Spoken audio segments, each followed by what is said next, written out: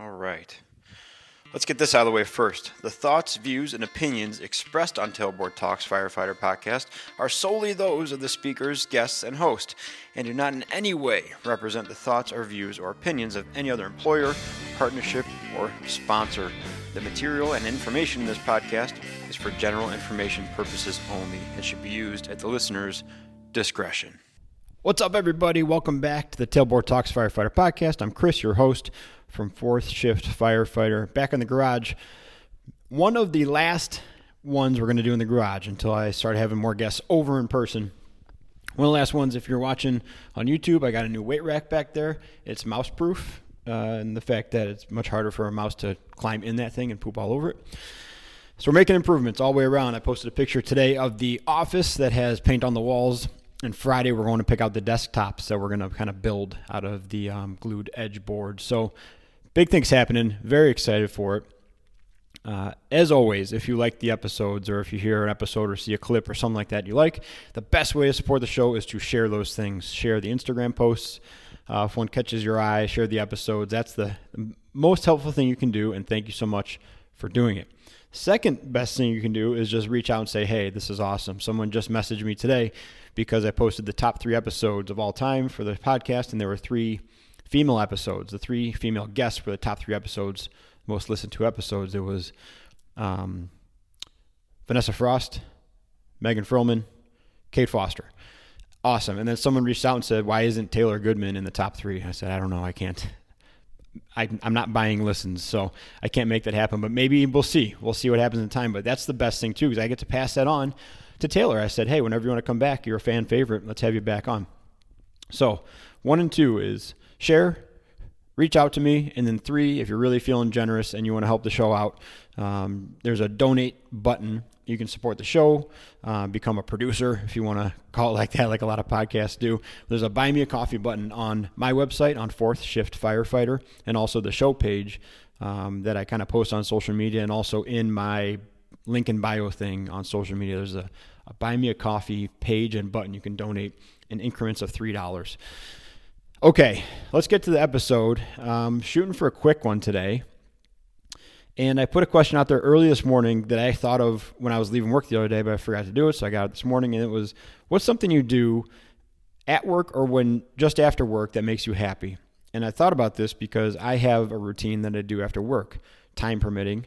But it's something that I've talked about before. Katie and I kind of agreed that, I work less than 20 minutes from where I live. And depending on the station, less than a third of a mile away from where I live. So in the morning, if I have a busy shift or I'm tired, if I just got out of there as quick as I could and shot straight home, not much decompression time and reset time before I go in the door and the kids are just being them awesome selves. So we built in kind of an understanding, like I might not get home, if shift is technically over at 7, I'm usually relieved by 6:30, but I'll probably be home around 8. Like I'm going to hang out, have a cup of coffee with the guys, sit around the table and BS for a little bit, and then I'm going to take a shower, get back into my going home clothes, and then come on home. And then by that time, I'll be ready. I'll have had a little bit of like an hour to decompress and kind of hang out and not feel like I'm responsible for something. So that's my routine. And I got to tell you, the shower thing, like hanging out at the table and BSing with the guys and seeing people I haven't seen in a while is a lot of fun. The shower is my favorite. And it's my favorite because I'm not going to get interrupted by it. We don't run a volunteer or a paid on-call department where like I could jump on the rig for just a regular call. It have to be something pretty dire, and even then I'd probably take an accessory piece of equipment with someone else. But I'm not going to get interrupted. So a call comes in, that's actually even better if a call comes in while I'm in the shower, because I get to be like, nope, not doing that, and continue to leather. So that's my feel-good thing. I do that after a shift. I get to take a shower at work and then get dressed, get changed, and go home and see everybody and rock and roll. So some of you guys answered. Some of you guys like to do sauna. Some like to go out to breakfast afterwards and hang out. Of course, Matt Spade said he likes to do squats because that's what Matt Spade does. He does squats. So some really good ones, and I really appreciate you guys participating in my polls on Instagram. Oh, and then, of course, I answered mine. Originally, it said, I like to take a shower, and the first person said, I love getting home and getting hugged by my kids. And I was like, yeah, okay, me too. Like, thanks. Of course, the kid thing, made me feel bad immediately. All right. But you got to do something. You got to do something. You don't have to. If you're in a busy department, there's stuff going on, you got stress happening, it's always nice to do something that makes you happy as you're serving the public. You know, it's a service industry, whether you always want it to be or not. And there's certainly times where we would all prefer it not be so much of a service industry, depending on the situations. But it's a service industry, and we are there to serve the public. And so it's nice to do something for yourself in the midst of serving the public. I encourage you to figure something like that out. I encourage you to find something that you like and makes you happy during your shift. If you find that shifts are becoming arduous or just kind of drawn out or stressful or just seems like it's tense, find something that makes you happy. Do that, man. It can be anything, but just do it. Another kind of topic I want to talk about, and the last one, quite honestly, I want to talk about fitness a little bit. And don't turn off the episode yet, because if you heard me talk about fitness before, it's very measured, it's very easy. Like I have my own thoughts and feelings about my fitness and what I should be doing and what others should be doing, quite frankly. But my approach to fitness is a lot softer, because I understand how difficult it is to be in this job for 15 years and not sleep a lot of times and want to eat all the food you can and not want to work out and feel apathetic towards yourself and your fitness and have excuses and just feel, like crap. I get it. And so when I approach fitness, it's much less of like the Jocko hardline stuff. It's much less of let's change your lifestyle and turn you into a new person. It's much more of what we're going to talk about now is like, what's the least amount of stuff I can do to make myself not die from a heart attack? I thought of that topic because I went on to a popular firefighter website, and one of the first things I saw was 3 stories about firefighters around the country having cardiac arrest. One guy had a cardiac arrest had a heart attack leading to a cardiac arrest on a call. And then there was 2 more that were found either at home or in the station unresponsive that were pronounced dead shortly after. And when I think about those stories, I don't automatically think of like, man, that person needed to go on this diet and start this regimen and reduce this stress and start sleeping more and all. That's way too much. That's not realistic. And who knows what they were doing. They might just lost a genetic lottery a lot of times, right?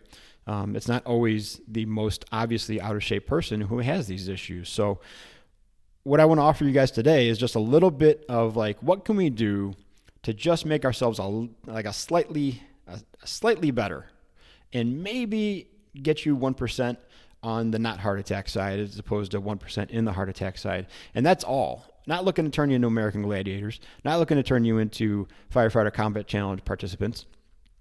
What can we do to maybe take the edge off? And hey, if that builds into more momentum, cool. If it doesn't and you stay on the 1% not heart attack side for the next 15 years, that's good too. So let's talk about that. And the first one is realizing that we're busier than ever, work-wise, home-wise, socially probably. But we're also, as you get older and you get busier, usually it's busier mentally and less active physically. And that's a trap we fall into. I can't tell you the number of times that Katie and I hit the couch at the end of the night and we're beat. And then we look back and we're like, neither one of us worked out. We just kind of chased the kids around all day. We didn't really do much physically to feel this tired, but we are wiped out. So mentally, we were super busy. It was racing all day long. There was everything, overstimulation happening. Physically, we really didn't do much, but we're exhausted, right?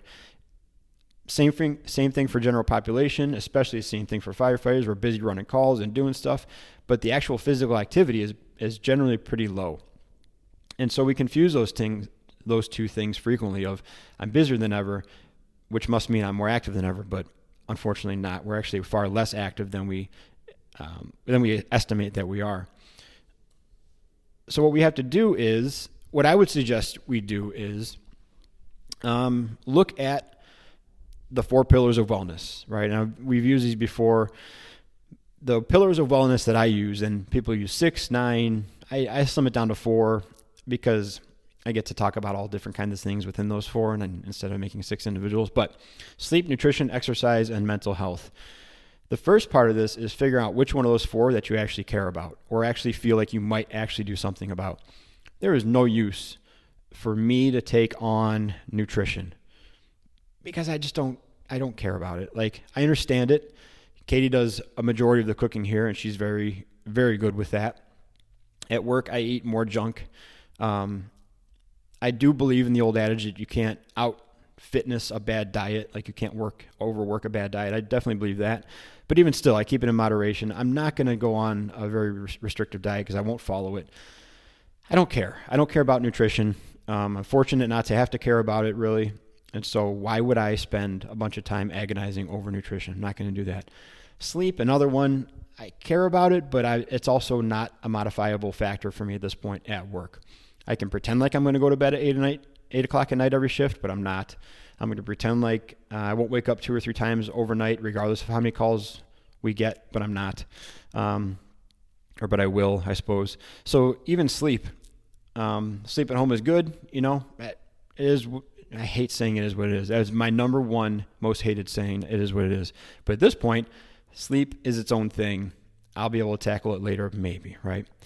Mental health, I could definitely stand to improve that and to make some step towards that, but it's scary, so maybe not. And then exercise, that's a comfortable one for me. It's in my wheelhouse. I would much rather figure out how to exercise more frequently or better or more efficiently than any of the other 4 categories, even though mental health should be my number one. That should be something I should be paying way more attention to, and I'm sure Katie would agree, but it seems like a lot of work. And so, not right now. So exercise it is for me. And you might be sitting there and be like, I'm not doing exercise. I'm not doing mental health. I do like to cook, so maybe I'll do nutrition. One of those 4. And that's the key, is figure out which one that you're going to just tweak a little bit to make it better, right? Remember, we're just looking for 1% out of the heart attack range. That's all we're doing.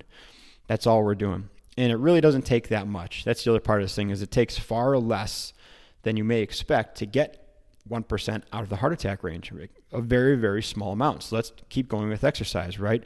Abandon the thought of the January 1st resolutioner of jumping in with both feet to a $1,200 gym membership, and you have to pay in full, and I'm here and I got my new shoes on and it's crowded and this sucks. Get out of that mindset. What I'm talking about is like, hey, maybe you do wear your Apple Watch and you see like I'm consistently getting 3,000 steps a day. I'm going to try to get 7,000 steps 2 days out of the week. That is what I'm talking about. A small improvement a few times a week, and believe it or not, that might get you 1% out of heart attack range. It really is that easy a lot of times. Not saying it's going to be logistically easy or physically easy. You might be sore from getting an extra 4,000 steps. That's a very real possibility. But you're only doing 2 times a week. It's all of a sudden more doable. I'm not telling you to wake up at 5 o'clock, do a cold plunge, do 500 burpees, run to work, and then work for your 24-hour shift. That's not what I want. Take a look. A couple times a week, you get a few more steps. That might get you 1% out of cardiac arrest, 1% out of heart attack range, okay? And so I got 3 things written down here of like 1, 2, 3, how to do this thing, right? One is just what I talked about. Do that extra thing 1 or 2 times a week. And steps is an easy one. Riding the stationary bike, I'm just pointing at it because it's here. Riding a stationary bike for half an hour. If you've never ridden a stationary bike at all, riding it for half an hour twice a week is a 200% improvement on anything you've ever done with that before. I mean, not a math guy, not sure if that's right, but why can it be wrong? The second thing is diversify your easy things, right? Fortunately, I have like 3 things that I alternate doing when I don't feel like working out. Well, one of them is working out. To be physically active, I have like 3 things that I can alternate between depending on how I'm feeling. I'm going to work out, which that is its own universe of possibilities, right? You can do the bike thing like I just talked about for 30 minutes, the Stairmaster, the stair stepper, you can do squats, you can do anything, right? That's its own thing. But then I also like going biking. Like I have my super awesome gravel bike over there that I try to get a bunch of miles in. And then I like doing jiu-jitsu. I like doing it the wrong way, which is showing up once a week, maybe once every couple weeks, and having a good time with my friends and rolling around and getting caught a bunch of times. Not great for progressing in the sport or learning a lot, but great for getting a workout in and having camaraderie and going and do something physical, right? So the second part of this is diversify. You don't have to spend a bunch of money. You don't have to do something that every time you do it, you have to add on or carve out extra time or do something like that. Maybe it's the stationary bike, walking and hanging from the pull-up bar for 2 minutes. Maybe that's your 3 things, right? Hanging from the pull-up bar, just a straight arm hang. There's books about how awesome that is for you. If you do that for 2 minutes, a couple times a week, again, 200% increase over any time you've done that before. That might get you the 1% on the good side of not having a heart attack, okay? And the 3 thing is, remember that's what we're doing, the 3 thing. I'm a pretty smart guy. The 3rd thing is C. C is, remember what we're doing. We're looking for a slight improvement. We're looking to take the edge off of what we're doing now. Dull the knife a little bit that's cutting into us after every shift or because of our job. Do those little things, very small time investment, maybe a very small effort investment, quite honestly, depending on where you're starting from. Slight improvement. That's the goal for this one. And maybe over time you get to like one of them. Maybe you do like the stationary bike and you're like, I think I want a real bike. And then you get into road biking or gravel biking or mountain biking or something awesome like that. Maybe you do a straight arm hang from the pull-up bar a couple times a week, and then you start working on pull-ups because you're there already. You might as well start pulling up, right? Any facet of that, maybe once you start going now with the hope of maybe slight improvement and just not feeling terrible once in a while, maybe that grows. There's always the assimilation of your diet and your lifestyle to money, right? What we're talking about here is that old thing where it's like put $1 in your bank account every day from when you're 2 years old, and you'll have $3 million when you're 25. Again, math guy. That's what we're talking about here. We're not investing $3,000 a week in extreme fitness or hammering down in like expensive nutrition stuff or anything like that. What we're talking about is just $1 a day, $1 a day. Sometimes you might spend $6 in one day and you got negative $3, but you're just going to keep putting that dollar in, and maybe it'll just add back up. And over the course, you're not going to make a ton of money. I guess that goes against my example, but you're going to break even or be a couple bucks ahead, and that's what we're talking about. A couple dollars, a couple percents, 1% on the good side of not having a heart attack. Was that measured enough? Was that soft enough? I know I've said these things before, and people's immediate reaction is like, well, that sounds like an underachieving mindset, or that sounds like someone who is comfortable with mediocrity. Like, well, that's where a lot of us are starting from. We're starting from mediocrity.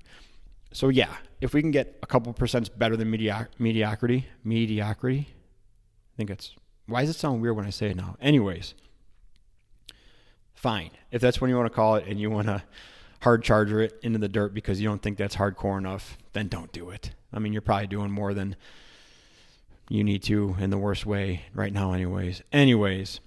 Hope you guys dig it. If you like the episodes, like I said, share them. That's the best thing you can do. That helps a ton.